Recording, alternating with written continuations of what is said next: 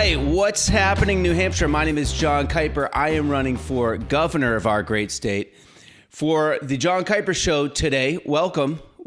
My guest is my partner, Emily. Hi. Emily, why don't you tell us a little bit about yourself? What do you do? Mostly I'm just your partner. I just, hang out upstairs. What do you do for work? I'm a licensed clinical mental health counselor. And this is very important because John needs it. I have need for a 24-hour on-call therapist. No, just kidding. That would be highly unethical. She cannot do therapy to her boyfriend. And I keep telling her this every single day. But no, really. So we're going to do a thing today where I want to cover some issues that I think everyone in New Hampshire who cares about the state of New Hampshire needs to know about. And a lot of people do not know about these three issues that we're going to talk about. And Emily here is going to pretend like she has no idea what I'm talking about, and she's going to ask questions accordingly because she does know what we're talking about, but she's going to stand in for the average person that I meet on the street who has no idea about these issues. And to be fair, I don't know everything to do with these things, so yes. It's actually fair. Okay. So the first thing we're going to talk about is the Free State Project. So, Emily, have you heard of the Free State Project? I know I've heard the name, but I don't know much about it. Okay. So the Free State Project started out with a guy named Jason Soros. Sonos? Anyway. Was he a cool guy, though? I have only talked to him one time. He seems pretty cool. So this guy, Jason, wrote, and I'm probably mispronouncing his last name. This guy, Jason, I think he was going to Harvard, and he basically wrote this paper about how you could get a bunch of people to move to one state, libertarian people who want as few laws as possible, and that they could infiltrate the government and make a state that was like a libertarian utopia where there'd be as few laws as possible. And so this is how the Free State Project was born. And basically this was in the 90s, and they looked at all the states in the country and they said, New Hampshire has got a small population, but they've got a really big legislature, 400 members. So we could probably best infiltrate the government in New Hampshire. So they said, we're going to try to get 20,000 people to move to New Hampshire because that was the number that they decided they would need to change our laws. And so beginning in the mid-90s, people started moving to New Hampshire. And thousands of people have moved here. Now, the Free State Project has been pretty successful in getting into the government. They are on school boards, they are on town councils, and they represent a number of towns as state representatives. And one of the reasons that they're able to do this is because in New Hampshire, we do not pay our legislature. So it's a very limited group of people who can drive to Concord 3 or 4 days a week for 6 months for no money. So the people in the Free State Project, because they are really driven by their ideology to lower the number of laws in New Hampshire, they are willing to literally beg, borrow, and steal to serve in the legislature. They'll sleep on their mom's couch, or they'll have roommates and just do whatever they can to have their living expenses as low as possible. Why is that? Why are they different than other people in that way? Like, why can they beg, borrow, and steal when other people can't? So other people could. It's just that they are more driven. So they're willing to say, I will, I don't need money because, and I'm not worried about my financial future as just a resident of New Hampshire because I'm driven by this bigger ideological movement to, create a state with as few laws as possible. Now, one of the problems that they have, and this is a problem for pretty much every libertarian organization, okay, is if you say to people, we want a country or a state with no laws, you have a couple of problems. First of all, a lot of sketchy people showed up. There was just a few people that were in the organization that were definitely pedophiles. And one of the things that they've been pushing for is to lower the age of consent that you can marry at, which is, again, kind of adjacent to this we don't want any laws and we're pedophiles sort of fringe group of libertarians. But the other problem with libertarian just ideology in general is there is no cohesive definition of what a libertarian is. And you could be doing it in one way, I could be doing it in another, and it could be different. So for instance, some people in the libertarian movement believe that abortion should be left up to the women, because why should the government, be making laws about a woman's body? But there's other libertarians that say, no, the woman is taking away the liberty of her unborn child, right? Now, I don't know.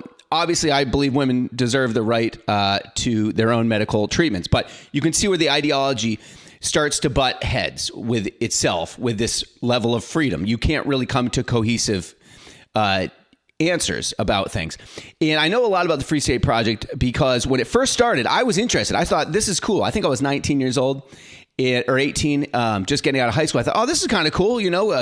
Let's make a state with no laws, And in my head, I'm like, oh, we can walk down the street smoking pot or whatever. As a 19, 20-year-old, I'm like, oh, this is great. But then, like I said, as it turns out, you get a lot of pedophiles that show up. You get a lot of sketchy people. And so the Free State Project has not reached their main goals of bringing 20,000 people here. But there are, I think, about 5,000 or 6,000. Now, over the course of this project, they have had a lot of infighting. People have left. My campaign manager actually was moved here in 2016 as part of the Free State Project, and then basically figured out that there's a lot of sketchy stuff going on, and she got out of the group. And a lot of people have left. And there are a lot of good people that are in the Free State Project that just, I think, don't quite understand, how we have to work together to get things done. And this is one thing, a lot of libertarians, I think, have never been on a town council once you get on there. And actually, I have served on town council with a guy who was a libertarian, but you realize that it's just a lot more complicated to get things done, and that things have to get done, like streets getting paved and water getting cleaned, or else society will break down. And a lot of libertarians don't have good answers for this. Is this all making sense? Yeah, I guess, can you explain a little bit about which side they kind of fall on? Are they more Democrat? Or are they more Republican? They're Republicans. Yeah. So basically what happened is the libertarians initially were kind of separate from the Republicans. And then over the years, they sort of kind of merged. And one of those reasons that they merged, in my opinion, and this is just my opinion, is that in 2016, there was a Senate race. Kelly Ayotte was the Republican. She was the incumbent running against Maggie Hassan, the Democrat. And there ended up being two guys who ran as libertarians. Now, Maggie Hassan ended up winning that race by only 1,000 votes. And the libertarian candidates both got, I think, tens of thousands of votes. So many of the Republicans said, hey, we lost this Senate seat. Kelly Ayotte lost her seat because of the libertarians, third party candidates. So they said, and I have no reason to back this up. This is just conjecture, but I think it makes sense. The Republicans said to themselves, either consciously or unconsciously, we need to become more libertarians, that these people don't run as libertarians, and then we just bring them into the fold. And you can see the Republicans in New Hampshire have just gotten more and more libertarian as the years have gone by. And now the difference between the Republicans and libertarians and the Free State Project is there's no difference. They're all kind of conjoined. And even Jason Osborne, the majority leader in the House, he is a Free State Project person. There's a number of them up there.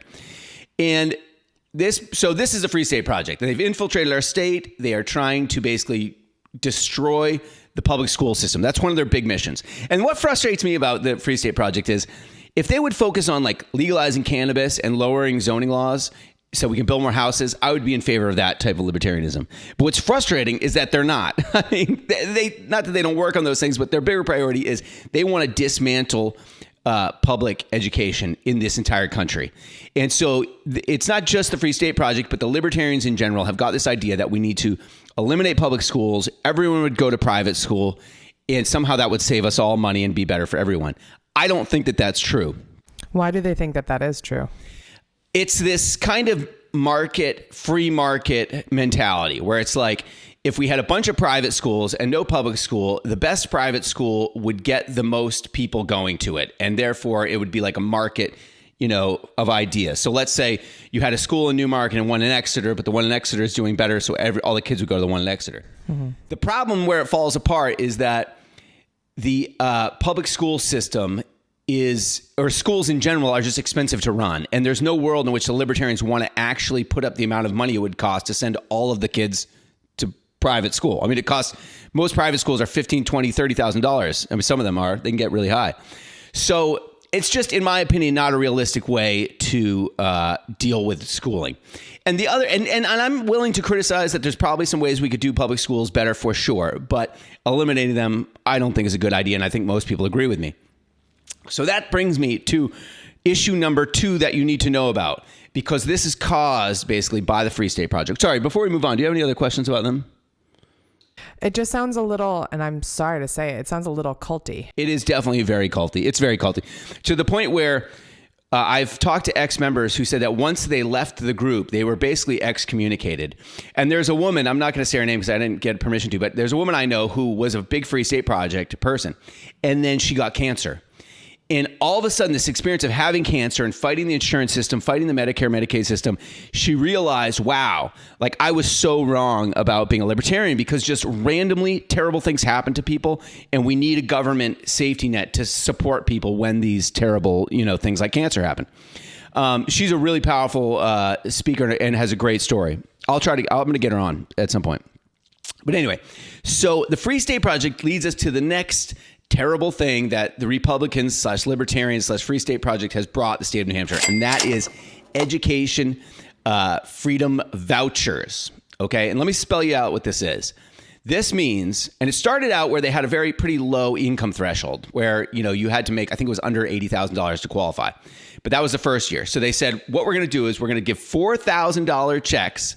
And I think that it can even go higher than that, but I'm not exactly sure the details. But $4,000 checks to every parent of a student who wants to either homeschool or send their kids to private school. $4,000 checks. What's that? That's $4,000 for the year? It's $4,000 for the year. So that is also the same amount of money that the state gives to each town or city for each student. That's how much the state provides. So, and let me just give you the logic of the education freedom vouchers. I don't agree with them, but let me explain to you what the logic is. The logic is, if we spend this $4,000, take the kids out of the public school system, their parents are now paying the rest of their school, right? Like, let's say it's $20,000, so the parents are paying 16, state's paying 4.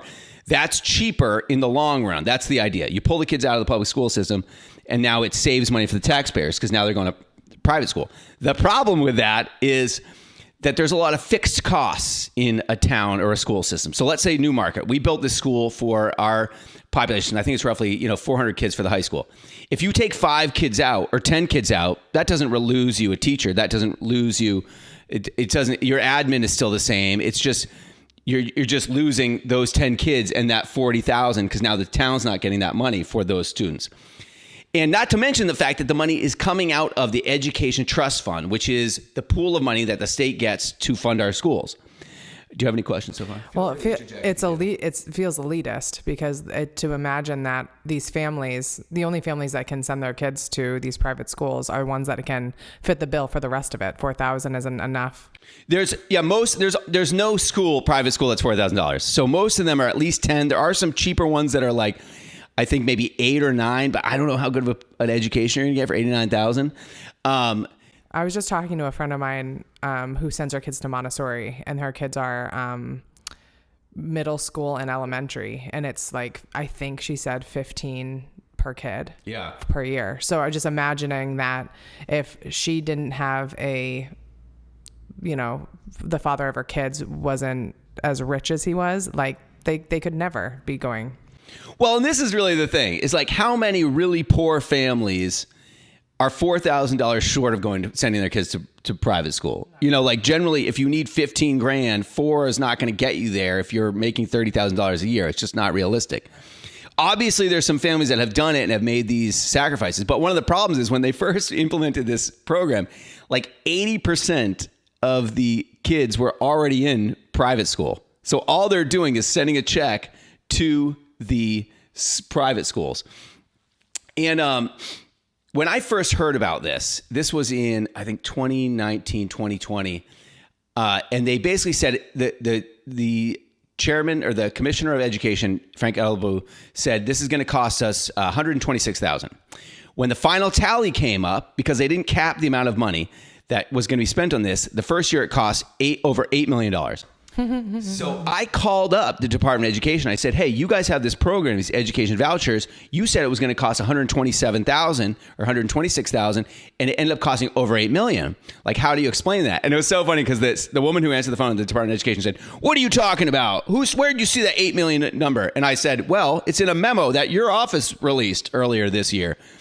And She had no idea what I was talking about. And frankly, Frank Edelbrook called me back about an hour or two later and was defending this system. And I said to him, Frank, if the fire chief in our town said the new fire department or the new fire truck is going to cost $127,000 and instead it costs $8 million, he would be fired. This is clearly fiscal mismanagement. It's not fiscally conservative. I don't know what this is, but it's not what I would call a traditional Republican policy. Like it's just doesn't make any sense.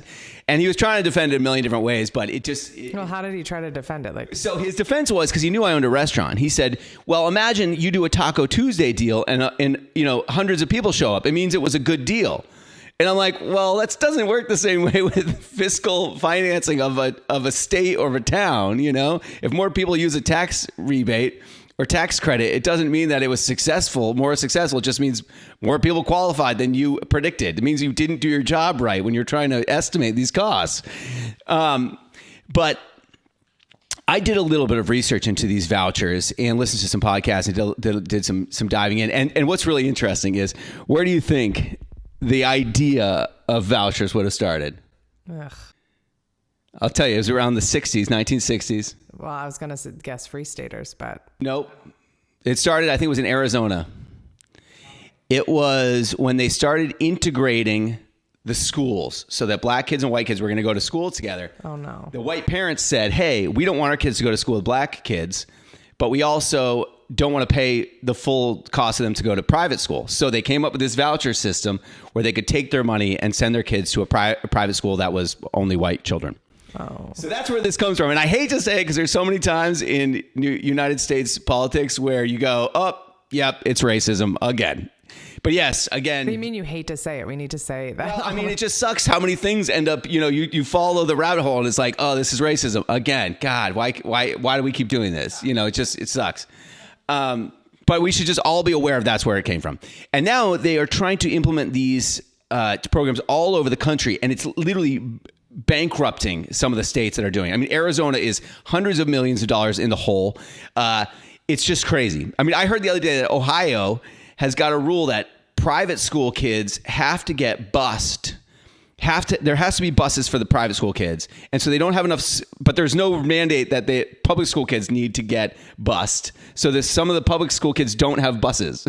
And this is all part of a bigger ideology, like I said earlier, for the libertarians to eliminate public schools altogether. So the idea is they just slowly pick away and pull funding and get on school boards and mess with the functioning of the public school to the point where the average parent who's not paying attention, doesn't know about these programs, doesn't know about the Free State, goes, oh my God, our school board screwed up our school. We have no money. And it's the fault of the public school system. So I got to put my kid in private school. So now I need the voucher. Well, and that's what I was just about to mention is like, it feels really obvious. I had experience working in a public school as well as like having exposure to people who voted for Trump, like at my other job, and they don't know what they voted for. Yeah. I think I shared this story with you, but I was passively faxing something at my job at the hospital, and I had a nurse come up to me knowing that you had run in for governor. So I think she believed that I knew a lot about politics, and I know just enough, where she was like, what is, if we're defunding education and my kid has to go, like if I want to use one of these vouchers to send my kid somewhere different, is it true that my kid's IEP won't be respected or serviced? And I said, yeah, IEPs don't really exist outside of the education system. Well, and that's... Yeah, and this is the problem, because the private school can say, hey, we don't want to take your kid with ADHD. We don't want to take your kid with dyslexia. We don't want to take your kid with a disability. And they can do that because they're private.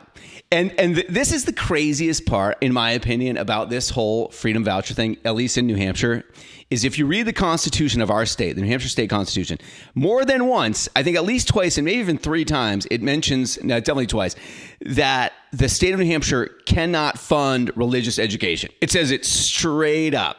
So what the legislature did is they made this nonprofit organization that technically the state gives the money to the nonprofit organization, and that nonprofit distributes it to the parents who then pay the schools. But obviously, they're circumventing the intention of the Constitution, of the people who wrote it, that they very specifically did not want their their taxes going to fund religious schools. And why would that be? I'll tell you why. Because they had just left England and they had seen all these different religious sects fighting with each other in Europe for years, hundreds of years, thousands even. And they realized, hey, we want to keep the government and the religion separate. And it was because they did not want some religious sect taking over the educational system, taking over the government, and then having these religious-based violence, which kind of funny because seems like we're getting quite a bit of religion-based violence when you look at the way that the United States conducted the war on terror, for instance.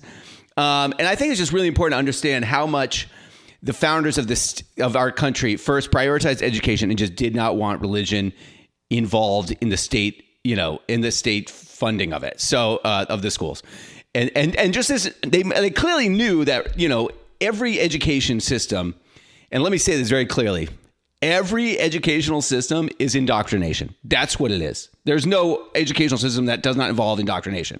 You're indoctrinating your kids into the your worldview and hope in your culture and how you conduct yourself in society. And if you're a conservative town, that's how your school is going to be conducted. It's going to be indoctrination to a conservative lifestyle. And if you're in a liberal town, it's going to be more liberal. That's just what it is. We teach our kids. We want our kids to be indoctrinated into a world that really prioritizes science and math and literature and education, and really supports the just the idea that people should want to be knowledgeable and intelligent and be seeking out knowledge. And the founders of this state, if you read the Constitution, and I really urge you to, you will see how much they really, just loved and venerated education and wanted to support it. So, do you have any more questions about the education freedom vouchers? No. And I think one really good argument against it, in my opinion, is the way that our system works is we have one set of like free services. For instance, we have a free road, that you can drive, unless you're on a toll road, of course, but generally intertown roads are free. We have a free, the fire department, if you call them, they don't ask you for money up front. The police, if someone's breaking your house, you call the police. Now, can you imagine how crazy it would be if we follow the education freedom voucher logic all the way down? So they're saying that if you're not happy with the public school system, you can take your tax allocation and go to a private school. Well, what if I said the same thing about the police? I said, I don't trust the police in my town. I need to spend the same amount of money that's going to the police, but on private security. Or I don't trust the fire department in my town. I want to hire a private fire department to look after my house when I'm, not home or something. Like it just doesn't, it falls apart. That's so helpful to explain it that way. Yeah. And it's the most important thing to think about. It's just like the way that our system works is you have one school, the public school, and we fund that. And if you don't like it, you can go elsewhere. There's charter schools. You can homeschool. You can choose to, if you have the money, go to a private school.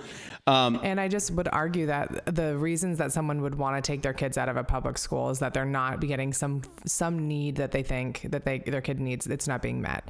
And I just imagine that if we hyper focused on that and funded the schools, then all of their needs would be met. And we could do things like alternative schooling in the public school. 100%. Like Waldorf, like focused or Montessori focused for certain kids that might need that, or charter based learning that could all be under one roof if we just funded it. Right. And that's like, I mean, I'm not going to say there isn't ways we can improve the public school system. Any system can use improvement. And they're underfunded, so that makes sense. But but we need the funding to do it, and generally. But yeah, I would definitely be down with public schools being a little bit more Montessori, a little bit less, rigid in the way that we do the classroom time. Particularly, like I think my son needs more time outside, more time doing physical learning as opposed to just book learning. But that's an argument that we can have within the public school system. We don't need to have this alternative school system which drains funds from the public schools. So that leads me to the next thing that I want to talk about, which is very important. So we've covered the Free State Project, which is trying to destroy the public school system. We have covered the Education Freedom Vouchers, which is basically their tool for defunding the public school system. But I want to talk about a bigger issue, which is just how we fund the schools writ large in New Hampshire. And the way that it works is The state of New Hampshire pays 30% of your public school bill. The state pays 30% and your town pays 70% of the school bill. So most of the school bill is paid by you. So when I was on the Newmarket Town Council, our tax rate was $26 per thousand, which meant if your house cost $1,000, you would owe $26 in taxes. If your house costs $10,000, it would be $260 and so on and so forth. So it was $26 was the tax rate. Of that $26, $6 went to run the town. So that's to pay all the secretaries of the town office and the town manager, to pay the fire department, the police department. So $6 covered all the town services, the roads, all that stuff. The other $20 went to the school. And it was through this realization that as a restaurant owner and we are in my restaurant now, I realized that it's not a restaurant anymore. That's true. My closed restaurant. And the reason it's closed is because there's no parking. And why is there no money for parking in towns like Newmarket? Because of how much we're funding the school. So much money is going to fund the school.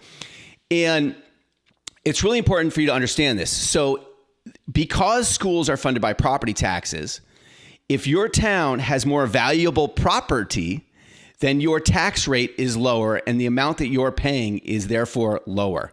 So for instance, in this building, it's 1,400 square feet. My tax bill is about roughly a little under $8,000 per year. If you go to Newcastle, which is much more expensive houses, I found on Redfin a house for it's $3.5 million house. It was, I think, 3,000 square foot, so double the size of mine, way bigger lot, obviously a mansion, Newcastle. It was $3.5 million. The taxes on that house were $6,000, $2,000 lower than my little building in Newmarket. So what is the effects of that? It means that poorer towns and businesses in poorer towns are struggling even harder because we have these bigger tax bills. So I, for instance, this would happen so often, especially when I first opened my restaurant, where I would think, man, I finally made money. I'm making a profit. And then I'd get the tax bill in the mail for $3,700. And I'd think, dang, all the money I thought I made is inevitably seems to always get sucked up into taxes. So it means that towns like Newmarket are paying a higher percentage of our whole income. And you can look this up. So basically, if you're in a town and the median income is under $100,000, there's a really good chance you're paying a very high percentage of your income towards public education. And we have some towns in this state, because of the way that the system works, that are paying basically no money towards public education, literally no money. And the problem with that is children in Newmarket are going to go and grow up and they're going to work in a hospital in Portsmouth, or they're going to work in a retirement home in Durham. And so if you're in a town that has no children in it and your taxes are low, but you're using the services of these future educated children, you are a freeloader. You are a freeloader in our state. You are a parasite. This is a parasitic relationship. And let me be blunt. Parasitic relationship means you are living off of the host. The host is the poorer towns that educate all the children, the cities that educate all the children, and then you benefit from these educated children when you go shopping and there's a kid there that knows how to read, can count change, etc. And it's particularly egregious in Newmarket because we have about half of our state is rentals, is rental units. So we have a lot of people who are working in service industries and stuff like that. They'll go to a town like Newington, where there's the mall and there's Best Buy, and they'll work at Best Buy. And yet there's very few children in Newington, and so their tax rate is really low. So we are subsidizing the city or the town of Newington in the fact that they don't have to pay as high of taxes because we are funding the education of their children. And again, why do we want to educate children? Because they're the future, number one. And number two, because it's mandated by the Constitution of New Hampshire. We have to do it. This is not optional. And for people to, especially Republicans who frequently talk about how important the Constitution is, it's frustrating when they don't, support education, because not only is it important for generally to have people educated, but our businesses, which we rely heavily on for taxes, need educated workers. We need to fund higher education, because if these businesses don't think that there are people there with the training that and the education that they need to open higher end, manufacturing, they're not going to move to New Hampshire. And the ones that are here are going to leave. And we're starting to see that happening. Then what's your plan then? Like, what do you suggest if, there's different towns that are paying different prices for taxes? Basically, and this is something that's really important to understand too, and this is almost a whole bigger story, but I'm just going to do it really short. This city of Claremont sued the state of New Hampshire in 1991 because of this regressive system in which poor towns pay more, richer towns pay less. They said this isn't constitutional, it's not fair, and multiple times the judges have agreed with them, but nothing has been done about this. So how are we going to do it? Great question. This is how I'm going to do it as governor. We're going to flip the formula. So the towns are only paying 30%. We cap it at 30% of the cost of education. The state will pick up that other 70%. Now, where are we going to get that money? There are a lot of small ways we can increase revenue, such as legalizing cannabis. We'll bring in 30, 50 million, rolling business taxes back to what they are, raising them back to what they were in 2015, 2016. We'll raise some revenue, 100 million or so. But ultimately, we need to have this bigger discussion about how we're going to fund the state. There's a lot of ways we can do it. We could have an income tax, sales tax, value-added tax, goods and services tax, consumption tax. We could have taxes on second homes that were over $1 million that are sold. There's a lot of ways we can do it. OnlyFans. But OnlyFans. What I want to do is have a big conversation with everyone in the state and have a series of forums, get people on board and say, hey, what do you think the tax system should be? Defend your idea of sales tax. Defend your idea of property tax if you want to keep the system as it is. But John, that sounds like it would take a long time. You think so? I don't think so. I think we could do that, a series of forums, and maybe over the course of a year. Okay. I mean, this is going to take more than... So just so you understand, the governor's only in there for 2 years. I'm not going to totally overhaul the entire funding of public education in New Hampshire in 2 years. That's not even feasible. So the first part of my campaign, or the first part of my first cycle of my first 2 years, and I'll win another 2 years, is going to be setting up this transition. Because we're talking a massive change in New Hampshire politics, in the way that New Hampshire funds schools. And so we are going to have to spend a year coming up with a plan and another year educating people about the plan, because what we want is consensus. Because what we've done in the past is they did the statewide education property tax. That was the first answer to the school funding. And this was a tax that went over every town and city.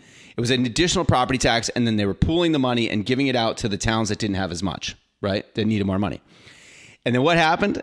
The towns that were paying this into this fund called themselves donor towns. And they said, we're donating money to these outside towns. We don't want to do it. The governor at the time was Lynch, and he said, okay, we won't do that. You can keep the money. So literally what happens now is every town and city in New Hampshire collects a statewide property tax. They don't give it to the state. They just keep it. And if they don't need it, they just lower their taxes with it. So it's a statewide property tax that never goes to the state. It doesn't make any sense. And so is that why there's some towns that are richer than the others because of that one tax? Well, that and I mean, it was bad before. It was bad before, but that even made it worse. Woof. Because they're collecting more money, but they're using it to just lower their taxes in general. Yeah. So point being that we don't want to put in another system that's going to be rejected in 2 or 4 years. And the point is this. For so long, New Hampshire has been thinking only in 2-year cycles, because that's when the governor and the state house and everyone in the Senate gets reelected. Executive council, everyone's on a 2-year cycle. We have to think 10 years down the line, which is going to require us having a plan that goes beyond the 2-year cycle. And that is really what I'm talking about. Like, there's issues with an income tax, there's issues with a sales tax, there's issues with the property tax. Every issue has pros and cons, and we've got to just discuss this and figure out what's going to work so that 60% of us are happy with this plan. Yeah, that sounds like almost any problem, like in our country too. It is. And I mean, we just have to be realistic that there's not going to be any solution to a problem that doesn't have good, winners and losers, pros and cons. There's just no perfect solutions. There's never going to be. But currently, the current situation that we have now, 1, is illegal, unconstitutional, and 2, is unsustainable, because the property taxes keep going up, and it's driving older people out of their houses. It's making it harder for the rest of us to afford housing. It's making housing cost more.